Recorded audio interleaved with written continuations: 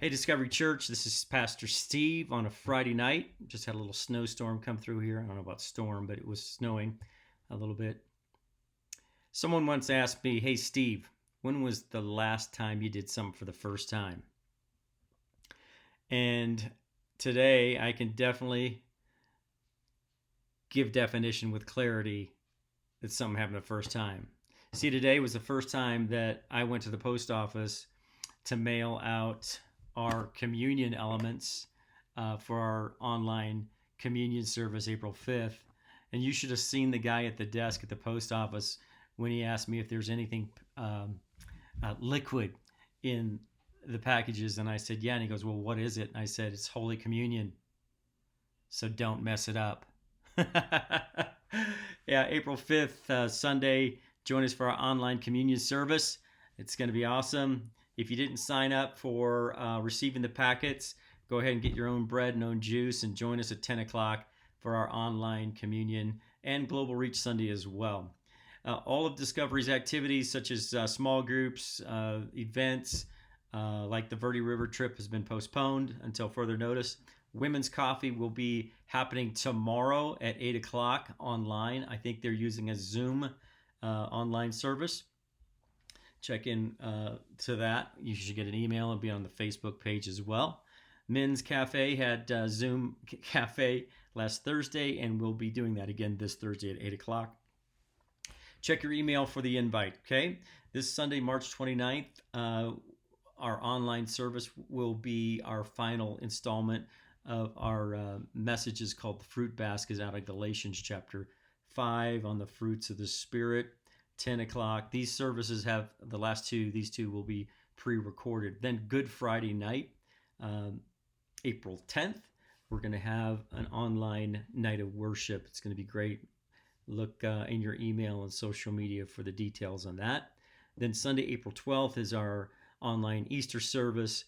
Join us at 10 a.m. On our YouTube channel or Facebook and all the other social media sites as well.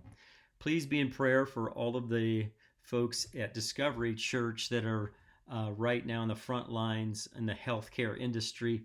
I know they're in the trenches, man, and we need to pray for them. They are needing our support and prayer right now. Just a brief thought for you guys that are watching. As many of you are doing, so are we in our home. We are going through files and papers and desk drawers and trunks and everything. That garages are getting cleaned out. All kinds of great stuff happening because we just never have time or to stay at home like we're doing right now. Today I was cleaning out a trunk and I came across this little notebook here. This is my grandfather's sermon, one of them, sermon notes when he was pastoring in Colorado at Grand Junction First Assembly of God Church.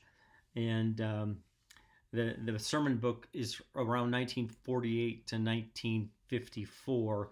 So approximately 70 years ago, my grandfather was preaching this message called The Compassions of the Lord. And two texts were out. One of them was Psalm 145, and the other one was out of Hebrews chapter 2. His text in Psalm 145, the Lord is gracious and compassionate, slow to anger, and rich in love. The Lord is good to all and has compassion on all that he has made. And then out of Hebrews chapter 2, the text was, Jesus did not come to help angels. Instead, he came to help us men that are on the earth. So Jesus had become like his brothers. In every way, he had to be one of us to be our leader between God and us. He had loving pity on us, and he was faithful. And he gave himself as a gift to die on the cross for our sins so that God would not hold these sins against us any longer. Because Jesus was tempted as we are tempted and suffered as we do, he understands us and he is able to help us when we're tempted.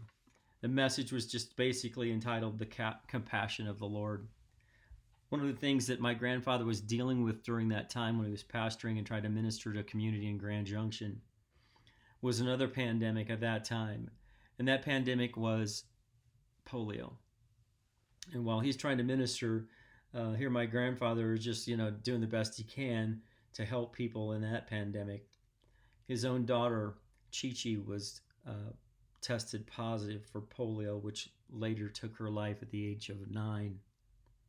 And yet, in all of his grief and question, all the pressure and stress, Grandpa Hutch, man, he reaches back to the strength of Psalm 145 and Hebrews 2 to preach a message called the compassion of the Lord. And I just want to say, if you're struggling tonight, you're struggling in this season that we're going through, I'd ask you to press into the compassion of the Lord and just ask him, God, I need your compassion right now. He is good to all that he has made. His compassions never fail. Man, Brendan, I love you guys. We're praying for you. Keep fighting the good fight of faith. Check us out online 10 o'clock Sunday for another great time together. God bless.